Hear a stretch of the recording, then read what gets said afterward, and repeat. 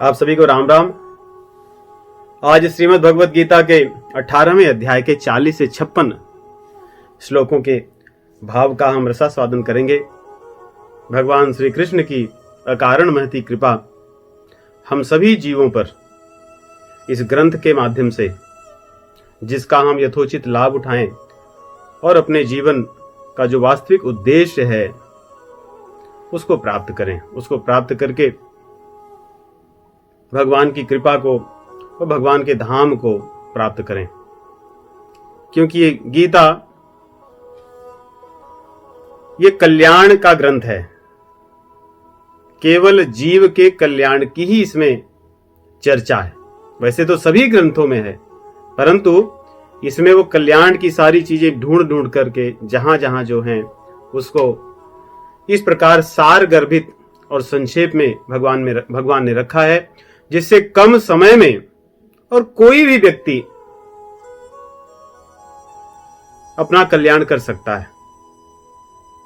ये भगवान की करुणा है। हमारे आज का जो प्रकरण है इसमें चतुर्वर्णों की चर्चा है, स्वभाव की, स्वधर्म की, स्वभाव नियत कर्मों की चर्चा है। और इन कर्मों की चर्चा के पीछे उद्देश्य केवल एक उद्देश्य है, जीव का कल्याण। भगवान कहते हैं कोई कैसा भी हो, कैसा भी अर्थात वास्तव में कैसा भी, किसी भी देश में जन्मा हुआ व्यक्ति, किसी भी समाज में जन्मा हुआ व्यक्ति, किसी भी प्रकार का कर्म करने वाला व्यक्ति, किसी पद पर बैठा हुआ व्यक्ति, भगवान कहते हैं इन चीजों से मुझ तक आने का मार्ग कभी भी प्रतिबंधित या किसी प्रकार से प्रभावित नहीं होता। कोई कहीं भी हो, कैसा भी हो, कुछ भी करने वाला हो, इससे अधिक करुणा और क्या होगी। भगवान ये नहीं कहते कि आप ऐसे होने पर ही संसार की कोई भी योग्यता भगवान को प्राप्त करने के लिए आवश्यक नहीं है। जैसे कहते हैं प्री रिक्वायरमेंट्स या प्री रिक्विजिट, कुछ नहीं है। तो कोई ये ना कहे कि मैं क्या करूं, कैसे भगवान को पाऊं। यही भगवान की अकारण करुणा है। कई बार हमें होता है कि आप ऐसे हैं इसलिए आप इसके योग्य नहीं हैं संसार की चीजों के लिए। भगवान कहते हैं ऐसा कुछ नहीं है मेरे लिए। इसलिए इस विषय पर हमें ध्यान ये देने की बात है कि भगवान का उद्देश्य क्या है कहने का, जिससे ये बातें समझ में आएंगी बड़ी सरलता से। अन्यथा संसार में अधिकतर तर्क वितर्क और कुतर्क, इन चीजों के कारण, अल्प ज्ञान के कारण जीव इसी में बंधा रहता है। तर्क वितर्क कुतर्क, मैं तुम मेरा तेरा, इससे ऊपर उठ नहीं पाता। परंतु भगवान एक ही जगह कहते हैं, एक ही बार में कहते हैं, मुझे इनमें से कोई चीज नहीं चाहिए, मुझे तुम्हारी भावना चाहिए। मैं भाव का भूखा हूं और योग्यता केवल वही है। चलिए 40वें श्लोक में भगवान कहते हैं कि हे अर्जुन, इस संसार में, अंतरिक्ष लोक में, देवताओं के लोक में, जिसको हम कहते हैं वोम भू भुव स्व, स्वर्ग लोक में, भूअर लोक में, भूलोक में, कोई भी ऐसी वस्तु नहीं है जो तीनों गुणों से प्रभावित न हो। यहां पे भगवान सत्वम शब्द का प्रयोग करते हैं।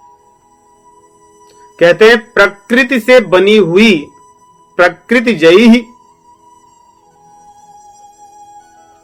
मुक्तम सत्वम, कोई भी इस प्रकृति से बनी हुई उत्पन्न कोई भी सत्व नहीं है, कोई भी सत्ता नहीं है, कोई भी चीज आपको संसार में जो दिख रही है ऐसी एक भी नहीं है जो तीन गुणों से न बनी हो। सतोगुण, रजोगुण और तमोगुण, उसमें हमारा शरीर भी आता है। यहां तक कि हमारा सूक्ष्म शरीर भी तो प्राकृतिक है। मन, बुद्धि, अहंकार, चित्त, ये सब प्रकृति के ही तो तत्व हैं, महत्त्व के, प्रकृति द्वारा उत्पन्न किए हुए हैं। ये भी सतोगुण, रजोगुण, तमोगुण से ही प्रभावित हैं। इसलिए भगवान एक शब्द में कह दिए कि देवताओं से लेकर के पाताल लोक तक पशु पक्षी मानव योनियों में जो भी दिखता है, स्थावर जंगम, ये 3 गुणों से ही निर्मित हैं। इससे हो ही नहीं सकता। जैसे हम गहने कितने भी बनवा लें सोने के, सोने तो उसमें होंगे ही, बिना सोने के संभव नहीं है। वैसे प्रकृति द्वारा प्रदत्त या निर्मित जितनी भी वस्तुएं दृष्टिगोचर हैं, वे सभी 3 गुणों से ही प्रभावित और निर्मित हैं। तो प्रश्न उठता है, तो मनुष्य क्या वो भी 3 गुणों से निर्मित है? उसका शरीर हां, उसके विचार हां, उसका सूक्ष्म शरीर हां, 3 गुणों से ही प्रभावित है। इसलिए भगवान आरंभ करते हैं, क्योंकि 4थे अध्याय में भगवान कहे थे, चातुर्वर्ण्यम मया सृष्टम गुण कर्म विभागशः तस्य कर्तारमपि मां विद्य कर्तारमप्ययम्। हे अर्जुन, मैंने 4 वर्णों की रचना की है गुण और कर्म के आधार पर। इस गुण के 2 अर्थ हैं। एक तो गुण ये त्रिगुण है, रजोगुण, तमोगुण और सतोगुण, और एक गुण है जिसको हम गुण मानते हैं। लेकिन जिस गुण को हम गुण मानते हैं वो भी तो रजोगुण, तमोगुण, सतोगुण से ही बना है, कहीं और से। इसलिए जो हमने कर्म किया, जो कर्म करते हैं वो कर्म संस्कार में बदल जाता है। जो व्यक्ति सदैव दूसरों की सहायता करता है तो सहायता करना उसका संस्कार हो जाता है। जब कोई व्यक्ति किसी पर दया करने की क्रिया आरंभ करता है, धीरे धीरे दया करना उसका स्वभाव हो जाता है। किसी की सहायता करना उसका स्वभाव बन जाता है। ये तो संस्कार है। जैसा हम कर्म करेंगे, इन कर्मों द्वारा धीरे धीरे हमारा संस्कार बन जाता है। जो व्यक्ति गलत मार्ग पर जाता है, 1 दिन, 2 दिन, 3 दिन, बाद में उसका स्वभाव हो जाता है कटु वाणी बोलना, पर निंदा, दूसरों का अपमान, 1 बार, 2 बार, 3 बार करते करते धीरे धीरे जीव का वो स्वभाव हो जाता है। वही उसके संस्कार बनते हैं। तो कर्म हमारे संस्कारों में बदलते हैं और संस्कारों के अनुसार हमारे गुण होते हैं। दूसरों की प्रशंसा करने का जिसका संस्कार है, उसके गुण वैसे ही होंगे। सतोगुण से ही प्रेरित उसके सारे व्यवहार होंगे। तो इस प्रकार गुण और कर्म, कर्मों से भावनाएं, भावनाओं से संस्कार, संस्कारों से फिर हमारे कर्म, इस प्रकार ये चक्र है एक। तो भगवान कहे थे 4थे अध्याय में कि गुण कर्म विभागयोः, गुण और कर्म के आधार पर 4 वर्णों की मैंने रचना की है। अब ये 4 वर्ण जो हैं, ऐसे भी हो सकता है कि पिछले जन्म में हमने जितने कर्म किए हों, उनसे हमारे जो संस्कार बने हैं, उसी अनुसार तो हम जन्म पाते हैं। कभी कोई बड़े धनवान के व्यक्ति के यहां जन्म लेता है, कभी किसी बड़े कुलीन के यहां जन्म लेता है, कभी किसी बड़े निर्धन व्यक्ति के यहां जन्म लेता है, कभी किसी धनवान के यहां जन्म लेता है, कभी ऐसे स्थान पर जन्म लेता है जहां लोग बड़े उदार होते हैं, कहीं ऐसे स्थान पर जन्म होता है उसका जहां लोग बड़े कृपण होते हैं। ये कौन चुनता है? ये उसके पिछले जन्म के जो कर्म थे, जो उसके संस्कार थे, उसी के अनुसार सुख या दुख को भोगने के लिए अनुकूल या प्रतिकूल परिस्थितियों को प्राप्त करता है। इसलिए भगवान यहां कहते हैं ब्राह्मण क्षत्रिय विषाम शूद्राणाम च परंतप। हे परंतप, हे तपी अर्जुन, तप ही निर्धारित करता है व्यक्ति के जन्म को, उसके स्वभाव संस्कार को। कहते हैं 4 प्रकार के जो है कर्माणि प्रविभक्तानि स्वभाव प्रभवै गुणैः, स्वभाव के अनुसार और गुणों के अनुसार इस प्रकृति में या इस प्रकृति के द्वारा जीव ब्राह्मण, क्षत्रिय, वैश्य और शूद्र के रूप में जन्म लेता है।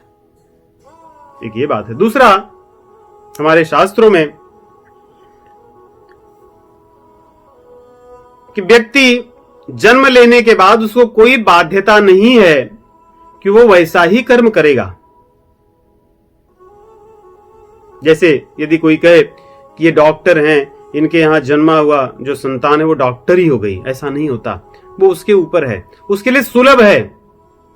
डॉक्टर बनना उसके लिए हो सकता है सरल हो, कि उसको ज्ञान उपलब्ध है, सुविधाएं उपलब्ध हैं, परंतु वो हो ही जाए संभव नहीं है। इसलिए शास्त्रों में महाभारत से लेकर रामायण से लेकर हमारे सभी पुराणों, जितने भी वैदिक वांग्मय हैं, सब में इसका विमर्श है कि कोई व्यक्ति कहीं भी जन्मा हो वह वही रहे, ये निश्चित नहीं है।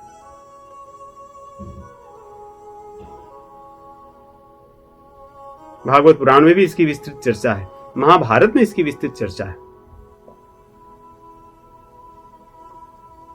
रामचरितमानस में भी इसकी चर्चा है। भगवान श्री रामचंद्र जी अयोध्या वासियों को बताते समय भी कहते हैं, सबरी माता जी से जब नवधा भक्त की भगवान चर्चा करते तब भी इस बात को कहते हैं।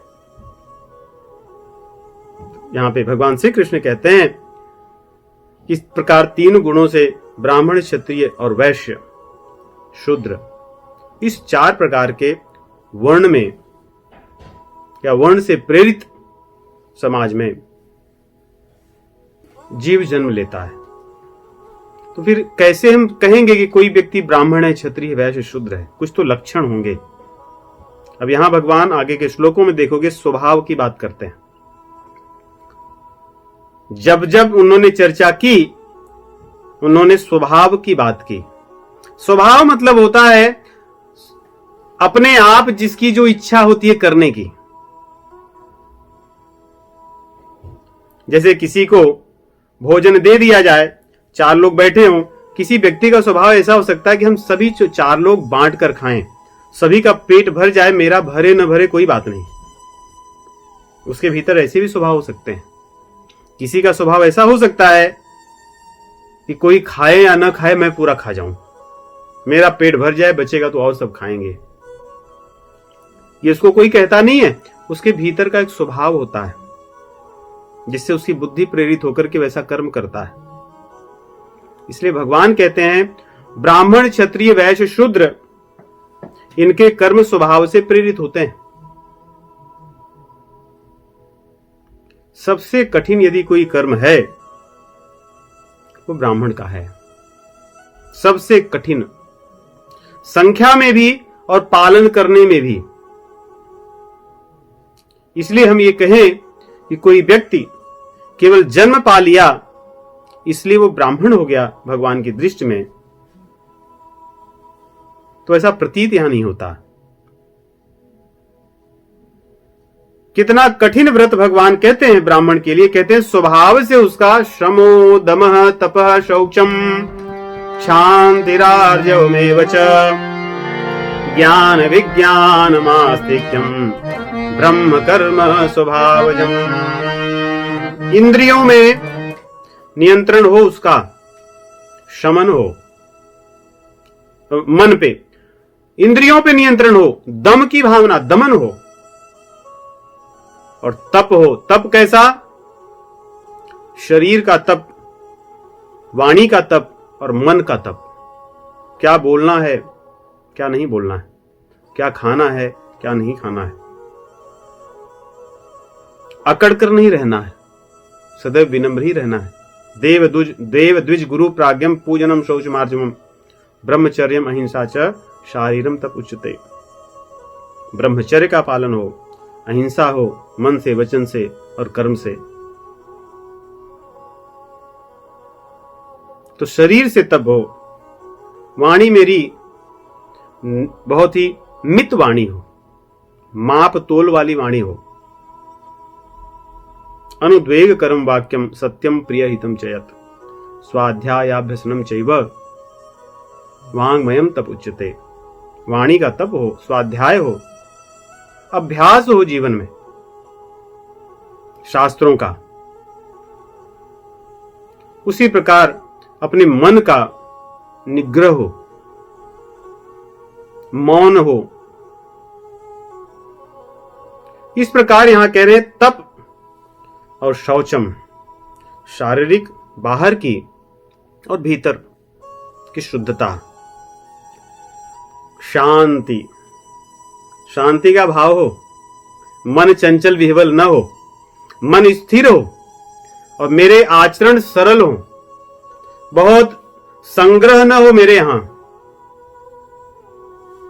मेरे खान पान से लेकर सभी आचरण व्यवहार सरल हो, निष्कपट हो। सरल है क्या है करना। इतना ही नहीं, भगवान कह रहे हैं ज्ञान विज्ञानम आस्तिक्यम, दो चीज यहां बता रहे हैं, ज्ञान और विज्ञान। केवल थोथा ज्ञान न हो कि उसको रट लिया, उस जान गया, उसको प्रयोग में लाए। वेदों शास्त्रों की जो वाणी को सीखा हो, जाना हो, जिस ज्ञान को, उस ज्ञान का प्रयोग करे यज्ञ में, स्वाध्याय में, मानव समाज के कल्याण के लिए। और आस्तिक हो, भगवान के अतिरिक्त अन्य किसी में उसकी श्रद्धा न हो।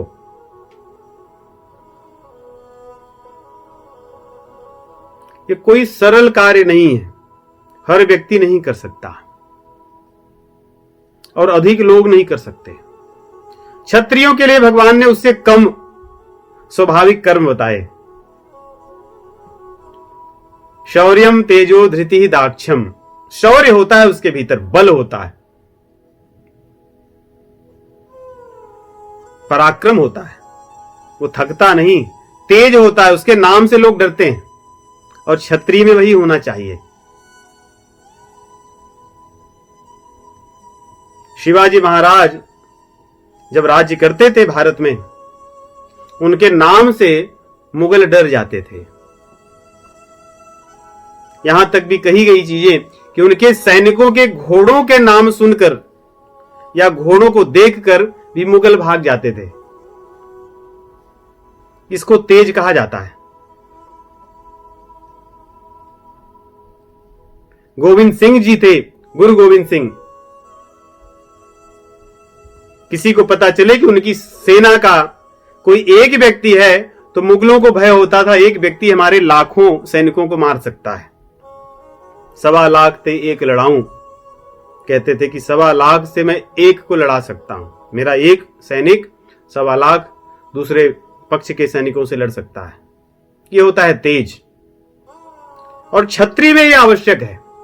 धर्म की स्थापना के लिए क्षत्रियों का सदैव सजग रहना बहुत आवश्यक है। जब क्षत्रिय अपने कर्तव्यों से विमुख हो जाते हैं तो समाज का पतन हो जाता है, किसी भी समाज में। क्षत्रिय का धर्म राज्य करने का होता है, उसके अंदर भावना हो कि मैं राज्य करूंगा। इसीलिए अर्जुन को भगवान भगवत गीता सुना रहे हैं। क्षत्रिय होकर जिसके जो राज्य करता तो धर्म की संस्थापना होती, वो व्यक्ति कह रहा है कि मैं राज्य नहीं करूंगा। किम नो राज्येन गोविंद, ये राज्य करके मुझे क्या मिलने वाला है? मैं अपने लोगों को नहीं मारूंगा, मैं तो जाके भिक्षा लेकर ही खा लूंगा। भगवान कहते हैं तेरा तो भला हो सकता है, लेकिन तेरे कारण पूरे समाज का पतन हो जाएगा। जब क्षत्रिय अपने धर्म से गिर गए, विमुख हो गए, च्युत हो गए, तब से अधर्म बढ़ गया।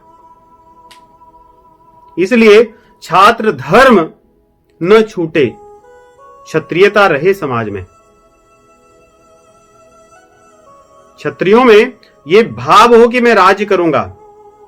दानम ईश्वर भावश्च, भगवान कहते हैं मैं दान दूंगा। और दान तो क्षत्रिय ही देता है।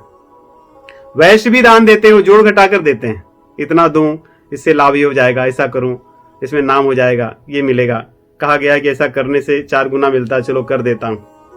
ये वैश्यों का दान है। क्षत्रियों का दान मुझे देना है।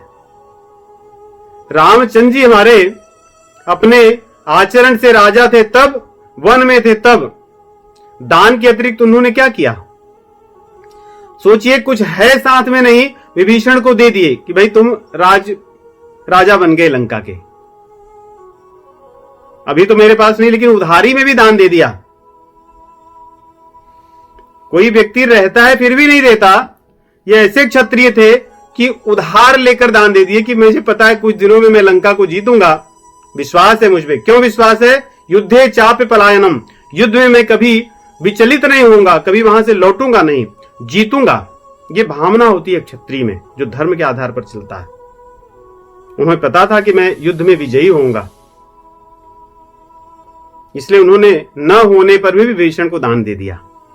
कुछ था नहीं, सुग्रीव के पास पहुंचते ही उनको दे दिए कि हाँ ठीक है, तथास्तु, जो चाहिए सब दे दूंगा तुम्हें, राज्य भी लौटवाऊंगा, पत्नी भी मिलेगी, मेरा काम हो या ना हो, लेकिन तुम्हारा तो होगा। केवट को भगवान के पास कुछ न होने पर भी जो अपने अंग में माता सीता जी ने धारण कर रखा था आभूषण, संकेत में भगवान उसकी तरफ संकेत किए कि दे दो। दान की भावना होती है क्षत्रिय में, सहज दान, बिना कुछ जोड़े घटाए। और ईश्वर भाव होता है कि मैं प्रजा का पालक हूं, मेरे राज में प्रजा को कष्ट न हो, मेरे राज में अधर्म न आए, किसी का दिल न दुखे। इसलिए भगवान रामचंद्र जी के राज में कैसा था? दैविक भौतिक तापा, किसी को ताप ही नहीं था किसी प्रकार का। राम राज काहू ही नहीं व्यापा। इसलिए राम राज्य की चर्चा तो आज भी होती है। कौन ऐसा पढ़ा लिखा या अनपढ़ व्यक्ति होगा जो भगवान राम के राज्य की निंदा कर सकता है, उनके सिद्धांतों को सराह नहीं सकता? तो क्षत्रियों का यह गुण है कि तेज होता है और धृति होती है, विचलित नहीं होते। एक बार निश्चय कर लिया तो कर लिया, प्राण जाए पर वचन न जाए, कि हो गया, मेरा धर्म है, मैं करूंगा। और दाक्ष्यम, दक्षता होती है, कुशल होते हैं, अपनी कुशलता को बढ़ाते हैं।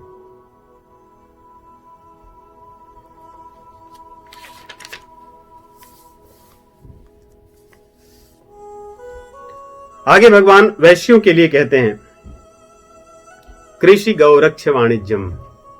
तीन चीजें कह रहे भगवान, कृषि, गौरक्षा और वाणिज्य, व्यापार।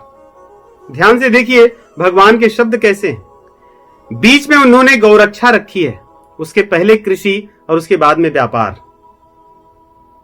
गौरक्षा केंद्र हो व्यापार का और गौरक्षा केंद्र हो कृषि का। जब वैश्यों ने गौरक्षा को छोड़कर कृषि और गौरक्षा को छोड़कर व्यापार करना आरंभ किया, तो समाज में कैसी चीजें व्याप्त हैं। इसलिए कृषि, गौरक्षा और वाणिज्य, बड़े बड़े व्यापारी हैं। आप किसी व्यापारी को देखते हैं जो गौरक्षा से जुड़ा हो, बड़े बड़े कृषक हैं। दुर्भाग्य ऐसा है कि आज वे लोग गौरक्षा से दूर हो गए। हमारे देश में जब तक गौरक्षा मुख्य हुआ करती थी,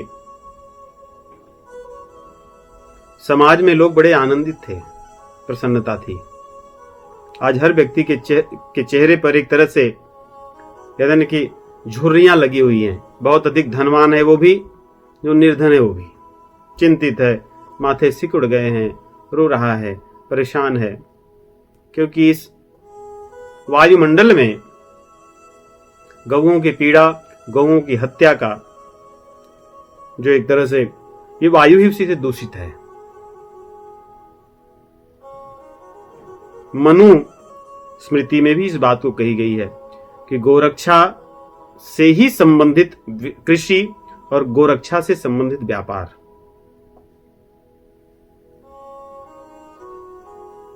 और शूद्रस्यापि स्वभावजम, शूद्रों का स्वभाव क्या हो, परिचर्यात्मकम कर्म। अगर आप देखें, ब्राह्मणों का कार्य बहुत कठिन है, उससे कम कठिन क्षत्रियों का है, उससे कम कठिन वैश्यों का है। और सबसे सरल यदि किसी का कार्य है तो परिचर्या करने का, सेवा करने का कार्य शूद्रों का है। इस कार्य में कोई बहुत बड़ी हानि किसी की नहीं हो सकती। कृषि, गौरक्ष, वाणिज्य में हानि अधिक हो सकती है। क्षत्रियों के कर्मों में हानि वैश्यों से अधिक हो सकती है। और यदि ब्राह्मण ही अपने पद से, अपने कर्तव्यों से गिर जाए, विमुख हो जाए, तो बड़ी हानि हो सकती है। इसलिए अधिक उत्तरदायित्व यदि किसी पर है तो ब्राह्मण पर है। अब देखिए, आज भी समाज में ये चार के बिना समाज नहीं चलते, देश नहीं चलता। सुशिक्षित, चार शब्द पर ध्यान दीजिए। सुशिक्षित, सुरक्षित, सुसंपन्न और सुसेवा परायण समाज कौन नहीं चाहता?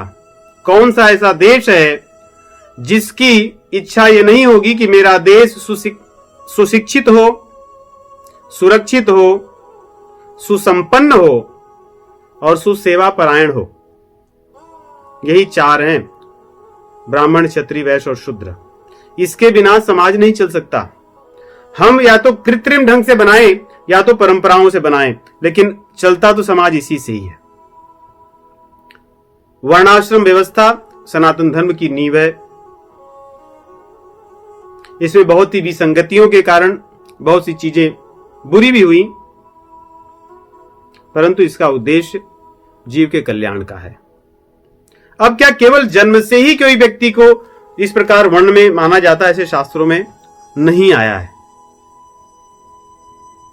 कुछ स्थानों से हम देखेंगे कि किस प्रकार महाभारत में, भागवत पुराण में या अन्य स्थानों पर इसकी चर्चा हुई है, क्योंकि हमारे शास्त्र चर्चा के लिए आज्ञा देते हैं, प्रेरणा देते हैं कि आपके मन में जो प्रश्न है करिए।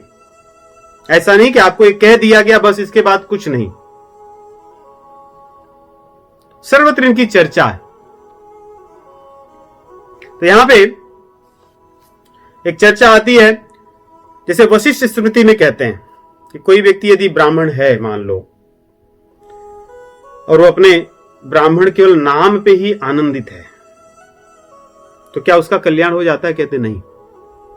यदि उसका आचरण, ये जो 9 चीजें बताई गई हैं, इसके अनुसार नहीं है, शमो दमः तपः शौचम क्षांतिरार्जव मेवच ज्ञान विज्ञानम आस्तिक्यम ब्रह्म कर्म स्वभावजम, ये 9 के बताए हुए अनुसार उसके आचरण नहीं है, तो उसका कल्याण नहीं होता। उसके बताए पढ़े हुए जो वेद हैं, जो पुण्य है, वो छोड़ देते हैं, उसको त्याग देते हैं। मृत्यु के समय उसको छोड़कर वो अकेले कहीं जाता है और उसके जो किए हुए कर्म होते हैं वो रह जाते हैं, अर्थात पुण्य कर्म उसको नहीं मिलते।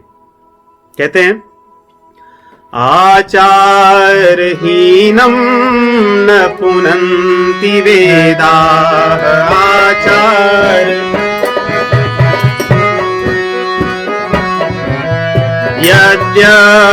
यद्यप्यधीताः सह षड्भिरङ्गैः,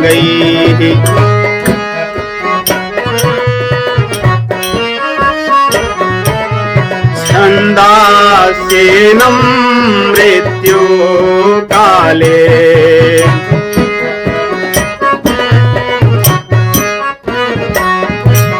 त्यजन्ति नीडम् शकुन्ता इव जात पक्षाः,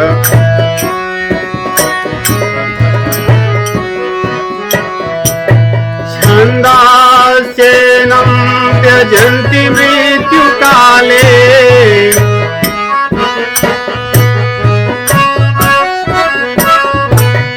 नीडं शकुन्ता इव जात पक्षाः।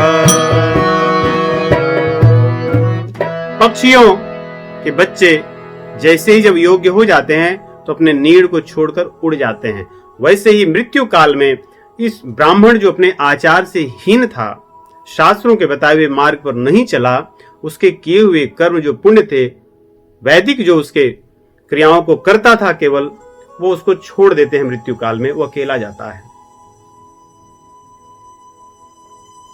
भागवत पुराण में कहते हैं कि व्यक्ति कोई भी हो, उसके भीतर जो गुण दिखता हो उसको वही मानना चाहिए।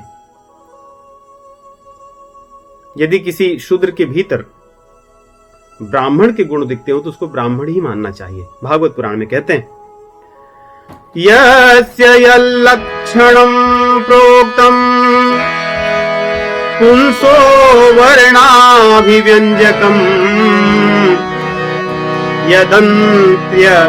यदन्यत्रापि दृश्येत तत्तेनैव विनिर्दिशेत। जिसमें जो दिखे उसको वही मानना चाहिए।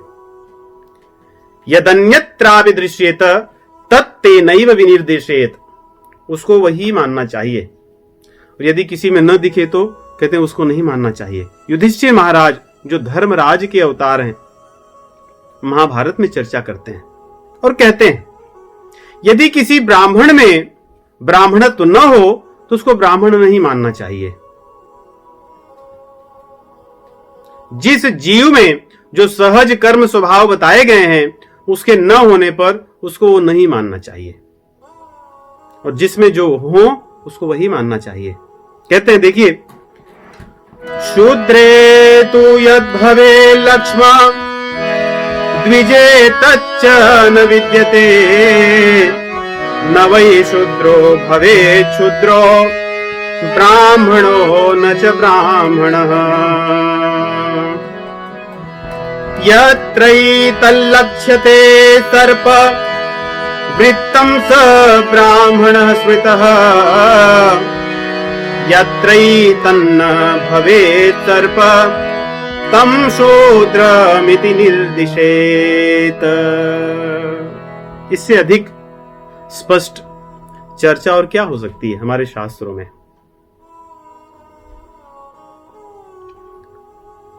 आगे भगवान कहते हैं, तो इस प्रकार सर्वत्र हमारे शास्त्रों में कहा गया। इतना ही नहीं, देखिए ये तो 4 वर्ण हैं, 4 वर्णों के अतिरिक्त कुछ कहा जाता है जो वर्ण में ही नहीं आते, वर्णाश्रम में ही नहीं आते। अब कोई चांडाल हो, चांडालों का नाम हमने सुना है बहुत, अर्थात जो मानव समाज को के अनुसार न चलने वाला, क्या कहते हैं आजकल मुझे नहीं पता, जो भी शब्द हो, जिसको मनुष्यता ही न पता हो कि मनुष्य कैसे हो, पशु जैसे रहता हो लेकिन शरीर मनुष्य का हो, ऐसे व्यक्ति के लिए देखिए शास्त्र क्या कहते हैं। भागवत पुराण में आता है, पद्म पुराण में ऐसी है, ब्रह्म वैवर्त पुराण में है, पुराणों में सर्वत्र भरे हैं। कहते हैं, देखिए भागवत पुराण से, अहो बत स्वपचोतो गरियान यज्जिह्वाग्रे वर्तते नाम तुभ्यम। हे प्रभु, जिसकी जिह्वा पे आपका नाम हो, वो कोई भी व्यक्ति हो, कोई भी हो, स्वपच क्यों न हो, चंडाल क्यों न हो। आगे क्या कहते हैं, देखिए, ते पुस्तपस्ते जुहुसष्टुरार्या ब्रह्मानुचूर्णाम गृह्णन्ति एते। चांडाल ही क्यों न हो, ब्राह्मणों से भी श्रेष्ठ हो, जो ब्राह्मण होकर के आपसे विमुख हो गया हो, उसको तो चांडाल से भी पतित है। और चांडाल कोई क्यों न हो, यदि वो आपको अपना मानने लगा है, आपके नाम का आश्रय ले लिया है, कहते वो पूजनीय है। अहो बत कहते हैं, मतलब एक तरह से ये कहते हैं कि किसी व्यक्ति को अच्छी चीज मिली थी परंतु वो पतित हो गया। और आश्चर्य की बात है कि कोई कितना भी पतित क्यों न हो, अपने कर्म से वो श्रेष्ठ हो जाता है। एक और उदाहरण है, ब्रह्म वैवर्त पुराण में आता है, अवैष्णवाद द्विजाद विप्र चांडालो वैष्णवो नरः सगणः स्वपचो मुक्तो ब्राह्मणो नरकं व्रजेत। यदि कोई व्यक्ति को अवसर मिला, उसको ब्राह्मण कर्म करने थे परंतु वो उससे गिर गया, कहते हैं वो तो नरक का ही अधिकारी है। परंतु जो व्यक्ति वैष्णव बन गया, वो किसी भी समाज का हो, कैसे भी उसके कर्म रहे हों, कहीं भी जन्मा हो, वो तो पूजनीय है। इसी प्रकार का एक उदाहरण आता है श्रीपाद वल्लभाचार्य जी का। कहते हैं प्रयाग में उनके एक शिष्य थे। उन्होंने कहा कि मेरी इच्छा मनोरथ है कि मैं हजारों ब्राह्मणों को भोजन कराऊं। एक वर्ष बीत गया। बाद में जब उन्होंने फिर उनसे उनकी भेंट हुई, दर्शन हुआ, तो उन्होंने कहा कि मेरा मनोरथ तो है परंतु पूरा नहीं हो पा रहा है, मेरी योग्यता, मेरे पास उतनी क्षमता नहीं है। वल्लभाचार्य जी ने कहा कि आप किसी एक वैष्णव को बुलाकर भोजन करा दीजिए, इतनी क्षमता आपके पास होगी, वही आपके उस मनोरथ के समतुल्य होगा। इसीलिए कबीरदास जी कहते हैं, जात न पूछो साधु की, पूछ लीजिए ज्ञान। इसलिए हम इन चीजों को उसी दृष्टि से समझें जैसे भगवान बताना चाहते हैं कि हमारे कर्म के अनुसार, हमारे स्वभाव के अनुसार इस प्रकार की वृत्तियां व्यक्ति में होती हैं। और हर समाज में ऐसे लोग होते हैं, ब्राह्मण, क्षत्रिय, वैश्य, शूद्र। लेकिन हम अधिकतर जातियों में और विसंगतियों में पढ़कर उससे ऊपर नहीं उठ पाते। लेकिन शास्त्र का संकेत कहीं और है, अपने कल्याण की तरफ है, न कि इनमें पढ़ने का। हमारे बड़े बड़े आचार्य और संतों में बहुत से ऐसे लोग हैं जो ब्राह्मण थे ही नहीं। कबीरदास जी क्या ब्राह्मण थे? रैदास जी क्या ब्राह्मण थे? ऐसे बहुत से संत हैं, एक दो नहीं, ऐसे हजारों हैं। पीपा, श्री रामानंदाचार्य जी के तो बहुत से शिष्यों में ब्राह्मण ही नहीं थे।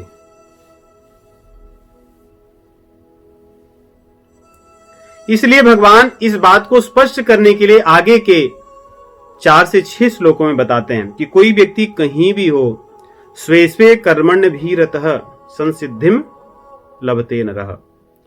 केवल उसका जो कर्तव्य कर्म, विहित कर्म है, जहां जिस परिस्थिति में जैसे वो है, उसका जो विहित कर्म है, स्वभाव के अनुसार जो कर्म है, उन कर्मों को शास्त्र के अनुसार करता हुआ वो कल्याण को पा सकता है। क्या जो व्यक्ति ठेले पर कुछ सामान बेचता है वो भगवान को नहीं पा सकता? क्या व्यक्ति जो यात्रा अपनी स्वयं की फ्लाइट से हर समय करता है, क्या वो कल्याण नहीं कर सकता? सभी अधिकारी हैं। भगवान को पाने के अधिकारी सभी हैं, कोई कैसा भी हो। इसलिए भगवान यहां इन श्लोकों में स्वधर्म आया है, स्वभाव आया है और नियत कर्म आए हैं। देखिए, अगर स्वभाव देखोगे तो स्वभाव की चर्चा भगवान किए हैं। स्वभावोध्यात्म मुच्यते 8वें अध्याय में। स्वभाव का अर्थ अध्यात्म होता है।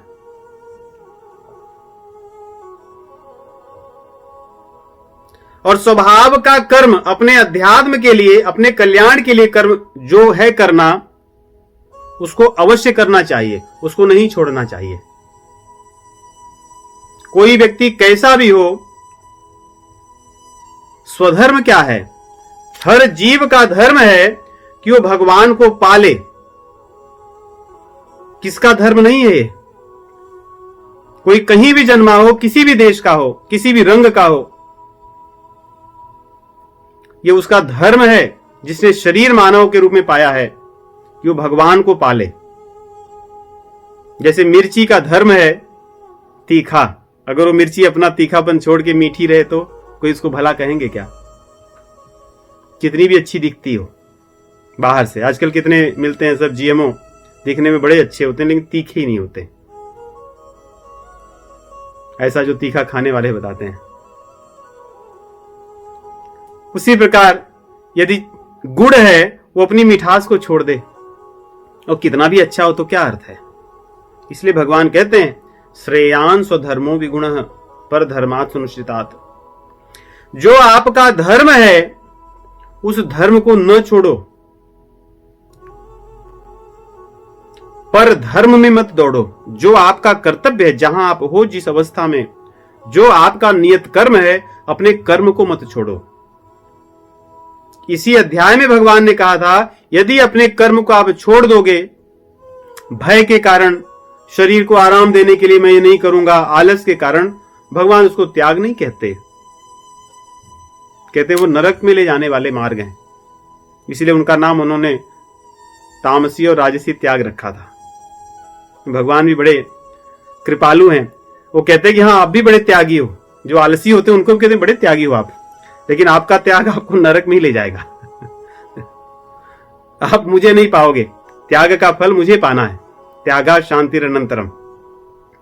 बड़े कौतुकी हैं भगवान। नहीं, रामचरितमानस में भगवान कई बार कौतुक करते हैं। जैसे शूर्पणखा आई विवाह करने के लिए, बोले संकेत किए, वो मेरा भाई है, उसके पास जाइए। कौतुक ही तो कर रहे हैं। किसी से मैं बात कर रहा था, उसने मुझसे प्रश्न पूछा, शायद वो एक बिटिया थी, देखा भगवान ने ऐसा क्यों किया। भगवान को आनंद, कौतुकी है प्रभु, इसलिए कहते हैं भाई आप बड़े राजसी त्यागी हैं, अर्थात आपका कल्याण नहीं होगा। आप बड़े तामसी त्यागी हैं, आप नरक जाएंगे। तो यहां पे भगवान कहते हैं कि आप कितने भी, किसी भी परिस्थिति में हो, कैसे भी हो, आपका जो नियत कर्म है, आपका जो धर्म है, उसको अवश्य कीजिए, उसको मत छोड़िए। उसी से आपका कल्याण होगा। ये भगवत आज्ञा है। हमारा जहां भी, जिस जैसे परिवार में भी हमारे कर्तव्य होते हैं, माता के, पिता के, भाई के, बंधु के, पति पत्नी, पुत्र, उन संबंधों का निर्वहन करना ये स्वधर्म है, स्वकर्तव्य है। हम जीविका जिसकी करते हो, जिस प्रकार के भी कार्य करते हो, सांसारिक दृष्टि से हो सकता है वो छोटा बड़ा कार्य हो, भगवान की दृष्टि में तो कर्म है। संसार में माना जाने वाला हो सकता है बहुत बड़ा कर्म भी पापमय हो। नहीं, कोई व्यक्ति अधर्म के मार्ग पर $50 बिलियन साल भर में टर्नओवर करता हो,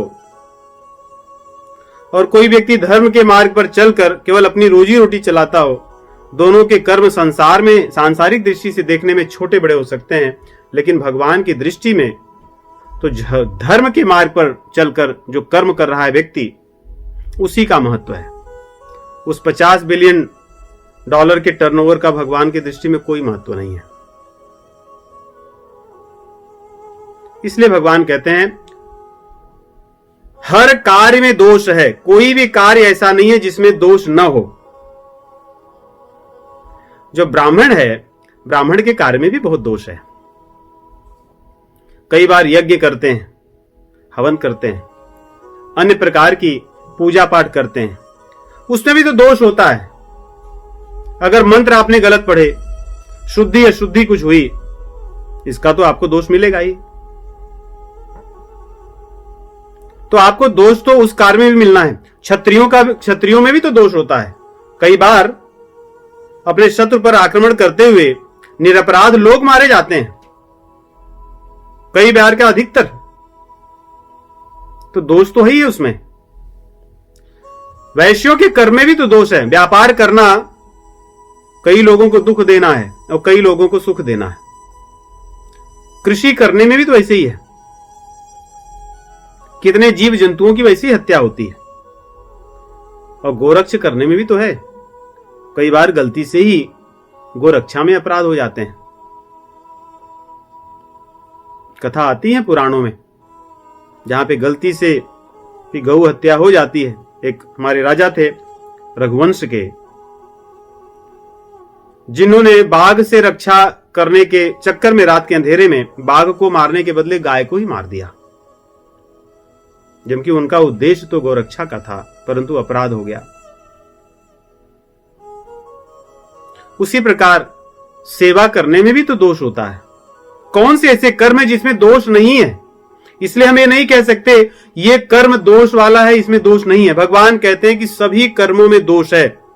धूमे नाग्नि रिवावृताः, जैसे अग्नि के साथ धुआं रहता ही है, थोड़ा हो अधिक हो लेकिन धुआं तो रहेगा ही।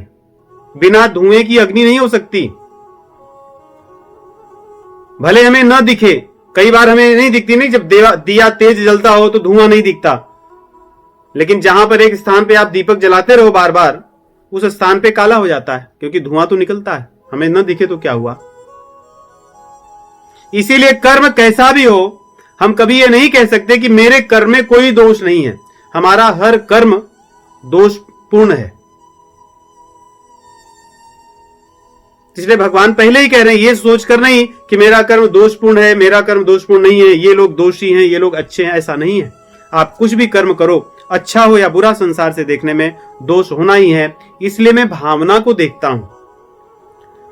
आप कल्याण की भावना को ध्यान में रख करके, आपका कर्तव्य है ये मान करके उस कर्म को कीजिए, चाहे वो सुख देने वाला लगे या दुख देने वाला लगे। तो क्या व्यक्ति जो कसाई के घर में पैदा हुआ वो कसाई का काम करे, ऐसा भगवान नहीं कहते। वो विहित कर्म नहीं है, शास्त्र की आज्ञा का कर्म नहीं है। उसके पास विकल्प है, उस कर्म को छोड़ सकता है। लेकिन किसी व्यक्ति के यहां कोई संतान पैदा हुई और अगर उस संतान के किसी अंग में कोई कष्ट है, तो क्या उस संतान को छोड़ सकता है कि मैं इसका पालन नहीं करूंगा क्योंकि इसकी सेवा करना मुझे पड़ेगा, बहुत कष्ट में है? उसको नहीं छोड़ सकता। कुछ कर्मों को संसार में छोड़ा जा सकता है अपने विवेक के आधार पर, परंतु कुछ कर्म हमारे विहित होते हैं, उनको हम नहीं छोड़ सकते। इसलिए भगवान इन श्लोकों में 4 से 5 श्लोकों में बता रहे हैं कि आपका जो कर्तव्य हो उसको आप निश्चित रूप से कीजिए, उसको मत छोड़िए। उनमें दोष भी दिखते हो फिर भी करना चाहिए, और उसी से कल्याण होगा। अर्जुन के कह रहे हैं कि अर्जुन सुनो, कैसे जीवों का कल्याण होगा वो मैं बता रहा हूं। उसको कुछ और करने की जरूरत नहीं है, अपने कर्म को करता रहे। और तमभ्यर्चम, अपने को कर्म को करता हुआ क्या करे? तम अभ्यर्चम येन सर्वमिदं ततम यतः प्रवृत्ति भूतानाम, जिससे जीवों का जन्म हुआ है, जिससे सृष्टि बनी है, किससे बनी है? मुझसे, भगवान से। येन सर्वमिदं ततम, जिससे सारा संसार व्याप्त है, जिसके बिना कुछ भी इस संसार में नहीं संभव है। वो कौन है? मैं, भगवान कह रहे हैं मैं। इसलिए तमभ्यर्च, उसकी अर्चना करो आप अपने कर्म करते हुए। अपने कर्मों को करते हुए धन की अर्चना मत करो, पद की अर्चना मत करो, अपने नाम की मान की अर्चना मत करो, मेरी अर्चना करो, भगवान कह रहे हैं। इसीलिए हमारे आचार्यों ने सरल भाषा में कही नहीं, हाथों से करो घर के काम, हाथों से करो, हाथों से करो घर के काम। और काम करते हुए क्या कहो? मुख से बोलो सीताराम,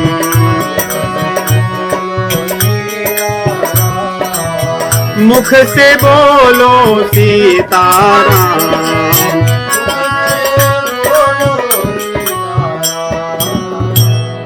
मुख से बोलो सीताराम। इसलिए हमें इन जो भगवान के बताए हुए जो ज्ञान है, बातें हैं, इनके भीतर जाकर उनके भाव को समझना है, उनकी करुणा को समझना है। इसीलिए हमारे संत कहते हैं कि भैया सरल बन जाओ, सरल बन जाने से तर जाओगे। नीच नीच सब तर गए, जिसको हम नीच समझते थे, छोटा समझते थे, वे तर गए, उनका काम बन गया। कैसे बना? नीच नीच सब तर गए, राम भजन लवलीन, राम जी के भजन में लीन होकर के। और बचे कौन? जो अपने आप को बड़ा मानते थे। नीच नीच सब तर गए, राम भजन लवलीन, जाति के अभिमान से डूबे सभी कुलीन, जाति के अभिमान से डूबे सभी कुलीन। तो यदि भगवान की बात को हम सही ढंग से नहीं समझेंगे तो हम इसी में रह जाएंगे। और होता है ऐसे, संसार में भी ऐसी होता है कई लोग अपनी मान मर्यादा में ही पड़े रहते हैं, अंत में उन्हें आभास होता है। जैसे सूरदास जी का भजन आज था, कहते हैं कि वो लोग कहते हैं, कहते हैं आगे जपिए राम, अभी क्यों परेशान हो, बाद में करना, अभी तो आनंद लो, शरीर जब तक चल रहा है संसार में आनंद लो, ये सब चीजों में क्यों पड़े हो, ये तो बाद की बातें हैं। जब आपकी आंख न देख सके, कान न सुन सके, जिह्वा न चल सके, बुद्धि कुंठित हो जाए, कोई आपका नाम बुलाए तो आपको पता न चले, आप बोले हैं कौन तब आप राम जपिए, अभी तो आनंद लीजिए अभी ये सब करने की जरूरत नहीं है। तो इस प्रकार भगवान कहते हैं कि जीव के कल्याण के लिए उसके कर्म स्वाभाविक, जो उसके सहज कर्म है, भगवान बाध्य भी नहीं करें कि तुम्हें यही करना है, जो उसका स्वाभाविक कर्म है, जो उसका स्वधर्म है, उसको करते हुए मुझे पा सकता है। तो स्वाभाविक कर्म करते समय हमारी भावना कैसी हो, इसको भगवान 51, 52, 53 3 श्लोकों में कहते हैं। क्या स्वाभाविक कर्म करते समय भोग की भावना हो, मनमानी भावना हो, चलो मेरा कर्म है किसी मंदिर की सेवा करना, और मंदिर की सेवा करते समय मैं रात दिन भोग क्या चिंतन करूंगा, लोगों को अपमानित करता रहूंगा, जो मेरे मन में आएगा सो खाऊंगा, जहां मन में आएगा वहां घूमूंगा, जब जो मन में आएगा जिसको बोल दूंगा। भगवान कहते हैं ऐसे में नहीं मिलता। स्वाभाविक कर्म तो करो, लेकिन कुछ नियम भी है मेरे, अपनी बुद्धि को शुद्ध रखो। देखिए जो 13वें अध्याय में भगवान 7 से लेकर 11 श्लोकों में कहते हैं, उसी बात को यहां दोहरा रहे हैं अलग शब्दों में। आपके भीतर शमन की भावना हो, दमन हो इंद्रियों का, इंद्रियों को नियंत्रित रखो, तप कीजिए, 3 प्रकार का तप, शरीर का, मन का, वाणी का। दूसरों को सम्मान दीजिए, स्वयं सम्मान की इच्छा मत रखिए। कष्ट सह करके दूसरों को सुख पहुंचाइए, ऐसी भावना हो भीतर। स्वयं दुख सह लें, परंतु दूसरों को कैसे सुख हो, इस भाव को न तजें। इसलिए 51, 52, 53 3 श्लोकों में भगवान कहते हैं, और लघुवाशी हो, भोजन वगैरह कम ही करे, बहुत अधिक नहीं। और नहीं करेगा तो आजकल तो वैसे भी लोग, खाने वाले लोग भी नहीं खा पाते बेचारे, क्योंकि उनको डाइट प्लान पे जाना पड़ता है। सोचिए कैसी बात है। नहीं, आदमी पैसा दे करके दूसरे से कोर्स ज्वाइन करता है, और वो बताते हैं कि आप यही चीज खाइए, इतना ही खाइए उनको पैसे भी देता है, वो भी तो यही बताते हैं। भगवान कई बार, भगवत गीता में भगवान कई बार कहें आहार की चर्चा, 6ठे अध्याय में, 16वें अध्याय में, 17वें अध्याय में, और यहां पर भी भगवान कह रहे हैं युक्ताहार विहारस्य, नहीं 6ठे अध्याय में, युक्त चेष्टस्य कर्मसु युक्त स्वप्नावबोधस्य। भगवान कहते हैं कि सोना, जगना, खाना पीना सब युक्त होना चाहिए, घूमना टहलना भी युक्त होना चाहिए, नियमित हो, मनमानी ना हो। यहां फिर कह रहे हैं कि लघुवाशी हो, भोजन को संभल कर खाए। ऐसा नहीं अब कोई बोले कि मुझे भगवान बोले आपको जो कर्म करना है करते रहो, उसी से मुझे पा जाओगे, तो मैं जो मन में आया सो करूंगा, नहीं, ऐसा नहीं। भोजन भी वैसा हो। शब्दादीन विषयान त्यक्त्वा, देखिए कोई भी व्यक्ति इन 5 चीजों को अवश्य चाहता है, इसको ध्यान से सुनिएगा। इसी के भीतर अधिकतर चीजें आती हैं, हमारी सांसारिक स्वास्थ्य भी, शरीर का स्वास्थ्य भी, और आध्यात्मिक स्वास्थ्य भी। 5 भगवान ने ज्ञानेंद्रियां दी हैं। अच्छी चीजों का हम दर्शन करें, या जो व्यक्ति अच्छी चीजों का दर्शन कराए, उससे भी हमारा भला होता है। हम क्या देखते हैं और कौन व्यक्ति हमें दिखाता है, इससे भी हमारी भावनाएं परिवर्तित होती हैं। आंखों से, कान से, श्रवण भी हम क्या कर रहे हैं और श्रवण कराने वाला व्यक्ति कौन है, इन दोनों से हमारी भावनाएं प्रभावित होती हैं। एक एक इंद्रियों को आप ले लीजिए, उन इंद्रियों के अनुकूल जो चीज लगने वाली हैं, वो वस्तुएं, और उन वस्तुओं को सुलभ कराने वाला व्यक्ति, इन दोनों से हमारी भावनाएं प्रेरित सदैव होती हैं। उसी प्रकार हमें कौन क्या कह रहा है जिह्वा से, या भोजन जो करा रहा है, जो सात्विक भोजन हो और भोजन कराने वाला व्यक्ति हो, उससे हमारी भावनाएं परिवर्तित होती हैं। सूंघने का भी ऐसे ही, जो सुगंध हो जिससे मन प्रसन्न हो, और जो व्यक्ति सुलभ कराने वाला हो। और स्पर्श का भी ऐसे ही है, जब कोई व्यक्ति स्पर्श करता है उस स्पर्श से हमारे भीतर भावनाएं प्रेरित होती हैं। तो ये सारी चीजें जो 5 इंद्रियों से, स्पर्श हैं, शब्द हैं, रूप हैं, रस हैं, गंध हैं, ये चीजें हमारी नियंत्रित हों। इसलिए भगवान कह रहे हैं शब्दादि, शब्द आदि, ये जो 5 जो विषय हैं ये नियंत्रित होने चाहिए। इन्हीं के नियंत्रित होने पर इंद्रियां नियंत्रित होती हैं, मन नियंत्रित होता है, बुद्धि शुद्ध होती है, भावनाएं शुद्ध होती हैं। इसलिए 5 चीजें तो बहुत आवश्यक हैं। और विविक्त सेवी, अर्थात विविक्त सेवी का अर्थ होता है, कई इसके पहले भी आया है 13वें अध्याय में, अरति जन संसदी वाले में, वहां पे भी अर्थ वही है कि कई बार हम हमेशा लाइमलाइट में रहना चाहते हैं। लाइमलाइट में जब हमारी चाह होती है रहने की, तो कोई व्यक्ति आज तक शांत हुआ है क्या लाइमलाइट में रह के? अगर आप देखें जो लाइमलाइट में अधिकतर रहने वाले लोग हैं, जिनको आजकल की दुनिया में सेलिब्रिटीज कहते हैं या बड़े बड़े जिनको स्टार माना जाता है, पिछले 100 सालों में उनका कैसा पतन हुआ है? उद्देश्य क्यों उनका था? लाइमलाइट में रहने का। लाइमलाइट में रहने की भावना आते ही जीव का पतन आरंभ हो जाता है, क्योंकि उसके भीतर दंभ आरंभ होता है, दूसरों को नीचा गिराने की उसकी वृत्ति बढ़ती है। इसलिए विविक्त सेवी बने। लाइमलाइट में आकर क्या मिलेगा?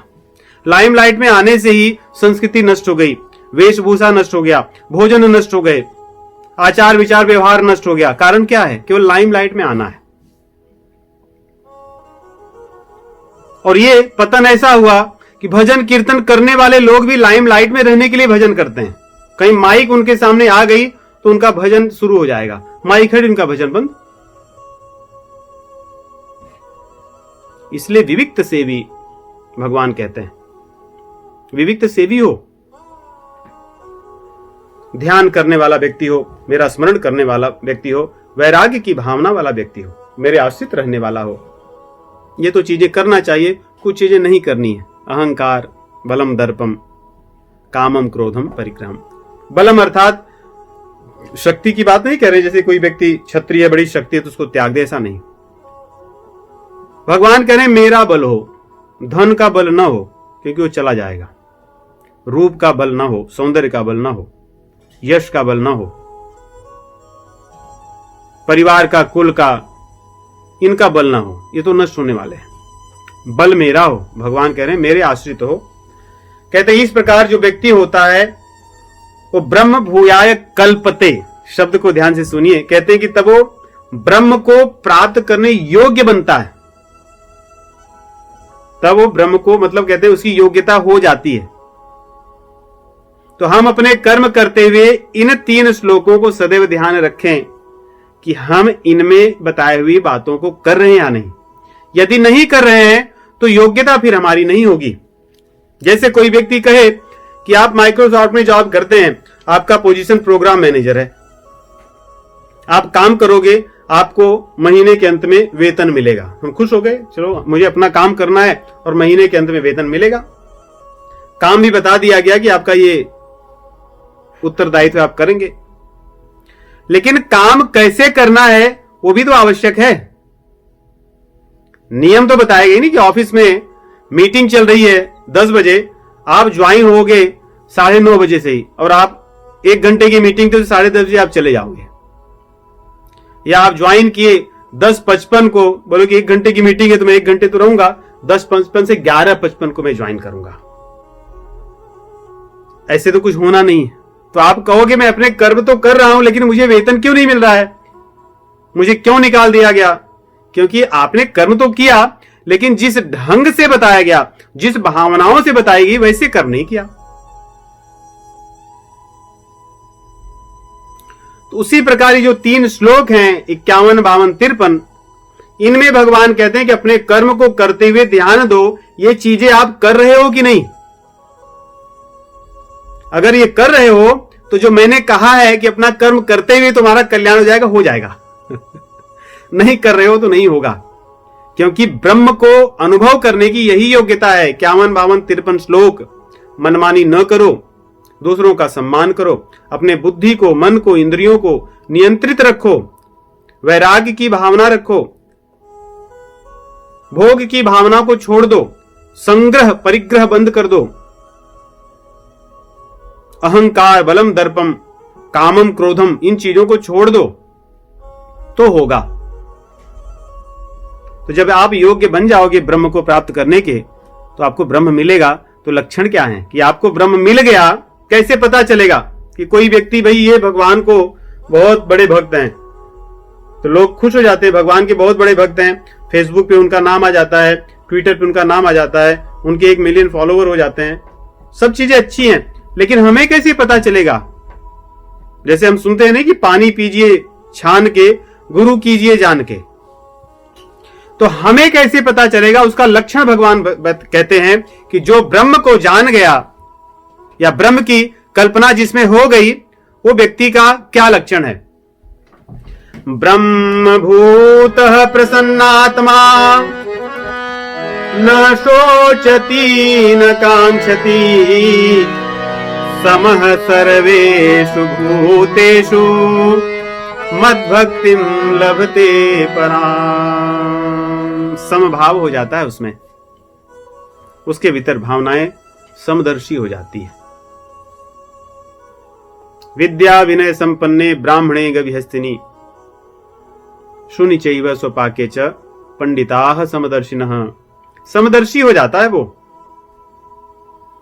समदर्शी यदि कोई व्यक्ति न हुआ तो अर्थात ब्रह्मभूत नहीं हुआ। ब्रह्मभूत अर्थात ब्रह्म का अनुभव नहीं कर पाया, और प्रसन्न रहता है, अपने में मस्त रहता है। किसी ने अपमान कर दिया तो क्या सदैव रहने वाला है? बहुत अपमान हुए बचपन से, नहीं? किसका अपमान बचपन से नहीं हुआ? उनसे कुछ प्रभाव पड़ा क्या किसी के जीवन में? जैसे लक्ष्मण जी कहते हैं परशुराम जी को कि आप क्यों परेशान हैं? बहु धनुई तोरी लड़काई, बचपन से तो धनुष तोड़ते आ रहा हूं, तो कोई नया काम तो मैंने नहीं किया, तो आपको समस्या क्या है? वैसे ही बचपन से ही तो हम बहुत सी अपमान सहते आते हैं। जब व्यक्ति छोटा होता है उसके कितने अपमान होते हैं, लेकिन बड़े होने पर ही क्यों उनकी प्रति प्रतिक्रिया करता है? जो ब्रह्मभूत होता है प्रसन्न रहता है, मान में अपमान में, सुख में दुख में, लाभ में हानि में, अच्छी और बुरी, अनुकूल और प्रतिकूल परिस्थितियों में वो भगवान का अनुभव करता है। शोक नहीं मनाता, जिसका आरंभ भगवान किए थे, अशोच्या नन्व शोचस्तुम प्रज्ञावादांश भाषसे। आरंभ भी भगवान यहां से करते हैं कि जो भगवान को जान जाता है, उनका अनुभव करता है, ब्रह्मभूत हो जाता है, वो व्यक्ति फिर शोक नहीं करता और कामनाएं उसकी बंद हो जाती हैं। मुझे ये चाहिए, मुझे वो चाहिए, जिसका लगा रहे, अर्थात ब्रह्मभूत नहीं हुआ। अपने लिए जो चाह होती है वो बंद हो जाती है, निरीह हो जाता है। जो चाह होती है वो भगवान के लिए होती है। कहते हैं ना, चाह गई चिंता गई मनवा बेपरवाह। यही है, चाह और चिंता दोनों चली गई तो बेपरवाह मतलब भगवान के आश्रित हो गया, मेरे प्रभु हैं, मुझे अपना कर्म करने के लिए कहें कर्म करूंगा, जो मेरा कर्तव्य करूंगा, उनको जो करना वो करेंगे, मैं अपना काम करूंगा अपना करेंगे, क्योंकि उन्होंने काम बांट रखा है। मैं भगवान का काम करने के लिए नहीं दौड़ूंगा, जो मुझे आज्ञा दी वो करूंगा। इससे भगवान कह रहे हैं जो ऐसा करता है मेरी आज्ञा से उसको भक्ति प्राप्त होती है, और भक्ति से ही मुझे कोई जान सकता है। देखिए यही चीज है, हम भगवान को नहीं जान सकते यथावत भगवान कौन है, जब तक वो नहीं चाहेंगे अपने को जनाना। भगवान की बात छोड़िए, इस संसार में भी कोई किसी को नहीं जान सकता जब तक कोई व्यक्ति अपने आप को जनाता नहीं। ये सिद्धांत है, ये तथ्य है। यदि हम संसार के जीवों को नहीं जान सकते जो हाड़ मास के बने हैं, तो हम भगवान को क्या जानेंगे? बिना उनकी इच्छा के उनको प्रेम से जाना जा सकता है। तो भगवान यहां कहते हैं कि मैं जैसा हूं जो हूं यावान यह, दो शब्द कहते हैं, मैं कौन हूं जो हूं और यावान, मैं जैसा हूं, जितना हूं, जिस प्रकार हूं, कितना बड़ा हूं, कितना छोटा हूं, यावान, वो कैसे जानोगे? जब मैं चाहूंगा तब। मैं कब चाहता हूं? भक्त्या माम अभिजानाति, जब कोई भक्ति के माध्यम से मुझे जानना चाहता है, प्रेम से जानना चाहता है, सेवा से। भक्ति का दूसरा अर्थ सेवा और प्रेम है। ये दो भावनाओं से भक्ति पोषित होती है। ये भावनाएं रहने से भक्ति होती है, तब भगवान ज्ञान वैराग्य अपने आप दे देते हैं भक्तों को। तो भगवान यहां कह रहे हैं, मुझे तत्व से जो व्यक्ति जान जाता है, जब मैं जनाता हूं तब वो मुझे प्राप्त कर लेता है। विशते तदनंतरम, उसके बाद वो मुझ में प्रवेश अर्थात मुझे जान जाता है, मुझे प्राप्त कर लेता है, मेरा हो जाता है, मुझसे दूर नहीं होता तब। और जब वो जो मेरा हो जाता है तो फिर उसका अपना कुछ नहीं रहता। सर्वकर्माण्यपि सदा कुर्माणो मद्व्यपाश्रयः, मुझको आश्रित कर देता है सब कुछ जो उसका होता है, और तब मैं उसका ही सब ढोता हूं, करता हूं। तब उसके लिए कोई भेद नहीं रहता मेरा तेरा क्या है, तब सब मेरा कर देता, मतलब मेरे लिए। भगवान कहते हैं, वो कहता है तेरा, अर्थात सब मुझे दे देता है।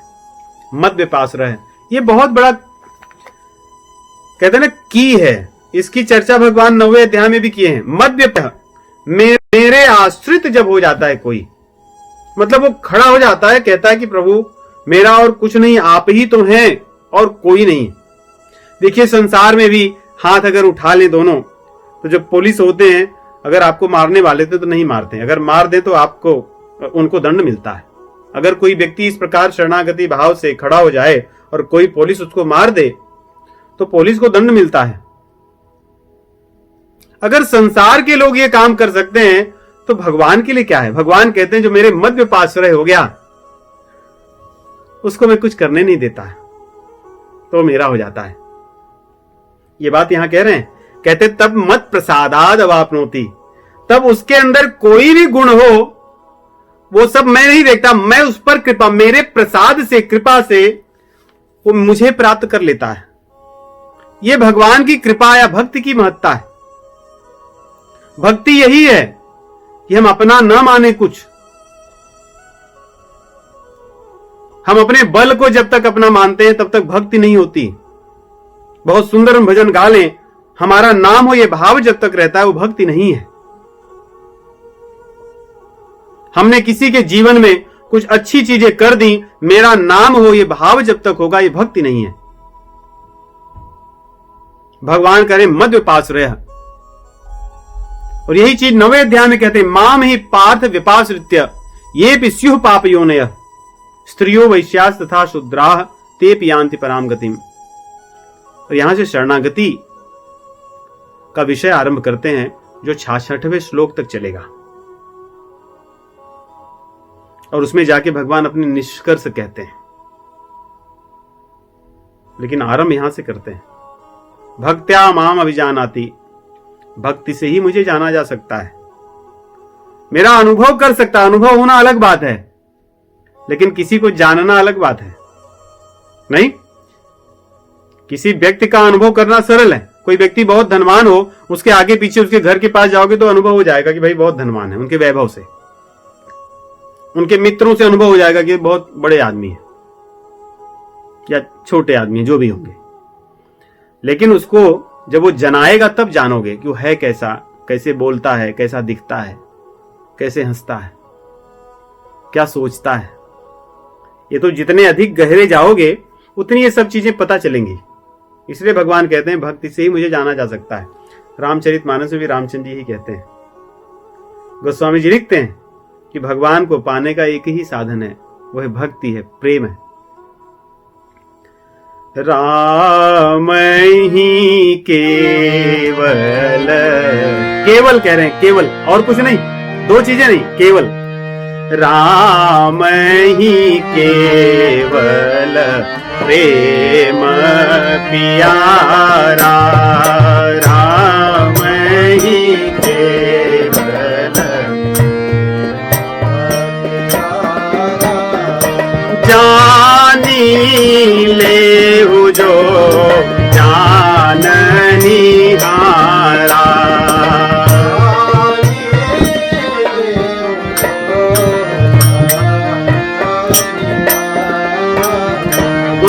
के शब्द कैसे हैं देखिए। कहते हैं जान लीजिए। कौन जान ले? जान निहारा, जो जानने वाले लोग हैं।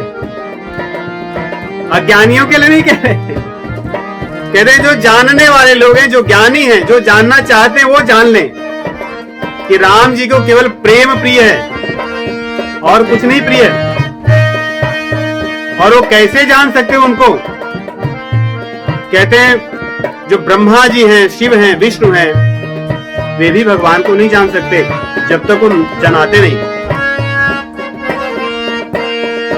भगवान को फिर कौन जान सकता है? सोई जानई जेहि देहो जनाई,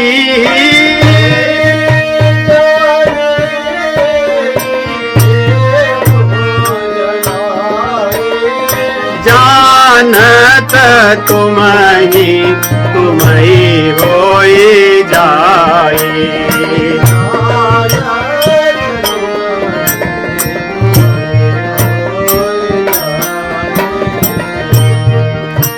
जिसको आप चाहोगे वही जानेगा। और जान करके क्या होगा? जो भगवान ने कहा ब्रह्म भूयाय कल्पते, यही चीज को गोस्वामी जी ने लिखा है। तब वो ब्रह्म भूयाय, तब आपका ब्रह्मभूत हो जाता है, आपका अनुभव कर लेता है, आप जैसे हो जाता है।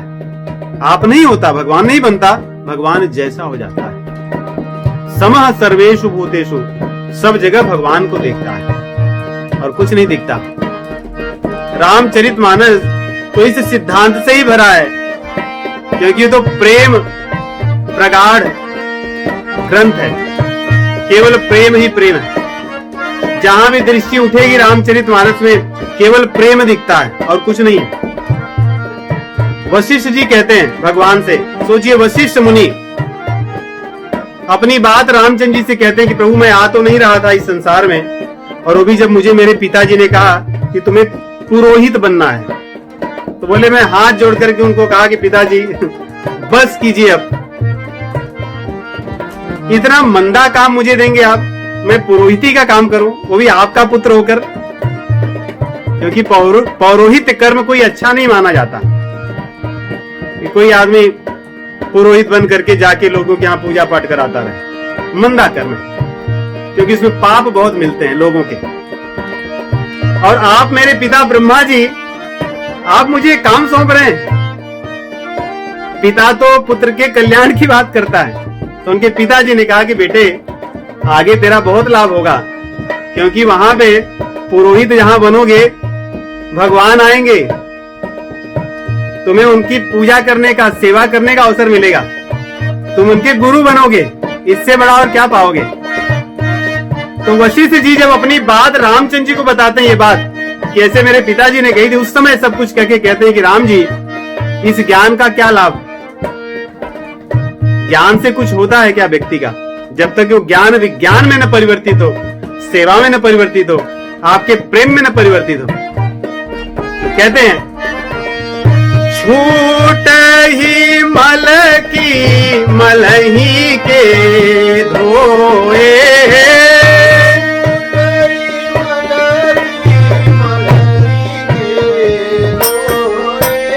क्या गंदे पानी से नहाने से कोई व्यक्ति स्वच्छ होता है क्या?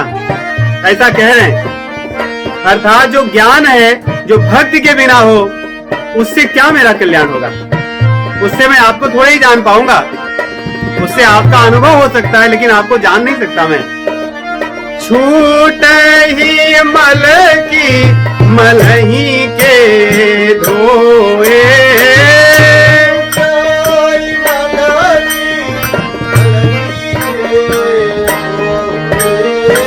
हित की पाव को बारे बिलोए,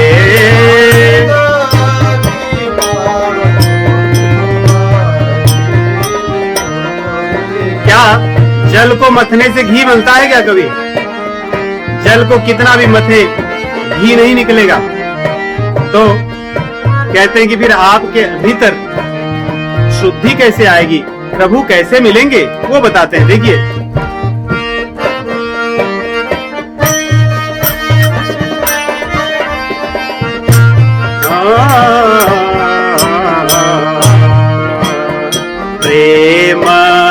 भगति जल बिनु रघुराई प्रेमा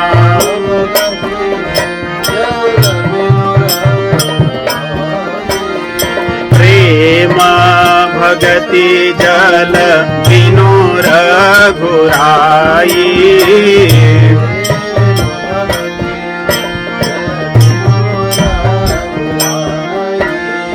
अभियांतर मल कबहू के जाई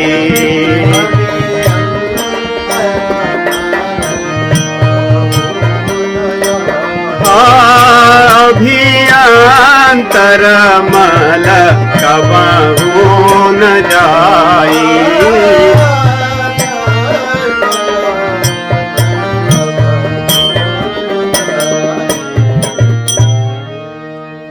प्रेम भगति जल बिनु रघुराई। प्रेम भक्ति से भरा हुआ जो जल हो उसी से हृदय की मलिनता नष्ट होगी। देखिए सेवा करने से कितना प्रेम बढ़ता है और प्रेम होने पर व्यक्ति सेवा करता है। ये दोनों एक दूसरे से जुड़े हैं और शांति इसी से मिलती है। ऐसे भी देखा गया है यदि कोई व्यक्ति किसी की बहुत सेवा करे और सेवा के पश्चात वो चल बसे, उसके मन में शांति होती है, कम से कम मैंने सेवा तो की। देखिए सेवा का ये लाभ होता है। यदि कोई व्यक्ति हमारे प्रिय चले जाएं और हम उनकी सेवा न कर पाए तो दुख अधिक होता है, मन में पश्चाताप होता है, कष्ट होता है। तो सेवा का फल तो हम संसार में भी अनुभव कर सकते हैं कि सेवा से शांति मिलती है, प्रेम होने पर सेवा होता है। तो यहां पे भगवान कहते हैं कि जो मुझे प्रेम भक्ति करता है वो मुझे जान जाता है, उसको मैं जनाता हूं। भक्त्या माम अभिजानाति। और जो मेरे आश्रय रहता है वो मेरा हो जाता है। जो मेरे आश्रय रहता है शाश्वतम पद्म अव्ययम, उसको मैं शाश्वत पद दे देता हूं अपने आप ही। उसकी मैं और दुर्गुणों को नहीं देखता। जब जो हाथ उठाकर कह देता है कि प्रभु मैं आपका हूं। रामचंद्र जी ने भी यही प्रतिज्ञा, यही देख करके मन में भी प्रतिज्ञा की थी कि जब ऋषि मुनि हाथ उठाकर मेरे सामने कहते हैं कि मैं आपका हूं, तो मैं भी हाथ उठा के कहूंगा कि मैं आप लोगों का हूं। आप लोगों के लिए मैं प्रण लेता हूं कि जितनी यहां पे हड्डियां जिन ऋषियों की दिख रही हैं, एक एक का मैं बदला लूंगा। माता सीता जी जब ये देखी तो उनको बहुत दुख हुआ, क्योंकि वो तो करुणा की अवतार हैं, किसी को दंड नहीं देती। उन्होंने कहा प्रभु मैं ये करने नहीं दूंगी आपको, आप क्यों इनको मारोगे? इन्होंने आपका कुछ तो नहीं बिगाड़ा। भगवान बड़े असमंजस में पड़ गए कि ये जो बात कह रही है जानकी, मैं इनकी बात को कैसे टालूं, और मैंने ऋषियों के दुख को देखा है तो उस प्रतिज्ञा को कैसे टालूं। तो उन्होंने उसमें बीच का रास्ता निकाला। बोले कि मैं ठीक है, मैं तुम्हारी बात को मानता हूं, मैं इनका वध नहीं करूंगा तब तक जब तक ये मेरा कोई अपराध नहीं करेंगे। यदि मेरा कोई अपराध करेंगे तो मैं इन सबको मारूंगा। इसलिए भगवान ने सब जगह लीला ही ऐसी की कि सब राक्षस आकर उनसे भिड़ी गए। नहीं, मारीच जो चले गया था वो भी आके भिड़ा। दो दो बार आया ऐसे ही, एक बार तो मृग बन के, एक बार वैसे ही आया था। भगवान ने बोले चलो ठीक है, मैं ऐसी व्यवस्था करूंगा। जब तुमने मुझसे संकल्प करा लिया है तो तुम फिर उसके लिए भोगोगे भी, तब आपको रहना भी होगा लंका में कुछ दिन तक, क्योंकि कुछ न कुछ तो गलती करवाऊंगा ही रावण से, तुम्हारा अपहरण करके जाएगा तो वध करूंगा ही। तो इस प्रकार भगवान संकल्प ले लेते हैं कि जो मेरा हो जाता है मैं भी उसका हो जाता हूं, मैं उसके हाथ बिक जाता हूं। तो आगे भगवत गीता में जो शरणागति का प्रकरण है यही इसका सार है। अगले सप्ताह उसके आनंद को हम लेंगे। आप सभी को राम राम।